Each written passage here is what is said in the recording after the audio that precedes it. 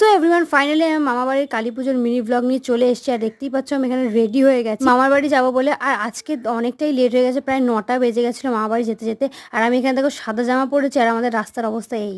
তো যাই হোক, আমি তো ভেবেছিলাম মামা বাড়িতে সবাই রেডি হয়ে গেছে আর পুজোও হয়তো স্টার্ট হয়ে গেছে, কিন্তু আমি ভুল ছিলাম গাইজ। আমি গিয়ে দেখি আমার মাসিরা এখনো রেডি হয়নি আর পুজো তো শুরু হতে ঢের দেরি। তো যাই হোক, যেহেতু 9টা বেজে গিয়েছিল আর লোকও আসতে স্টার্ট করে দিচ্ছিল, পুজোটা হচ্ছিল মামা বাড়ির ছাদে। এটা যেহেতু মামার মানসিক পুজো, তো সেই কারণে মামার বাড়িতেই হচ্ছিল।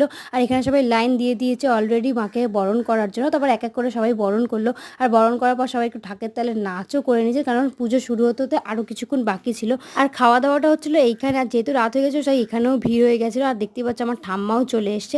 অ্যান্ড তারপরে আমার চুলটা ছাড়া রাখতে পারিনি, তাই চুলটাও বেঁধে নিয়েছে। একটু পরে আমি জামাটাও চেঞ্জ করে নেবো।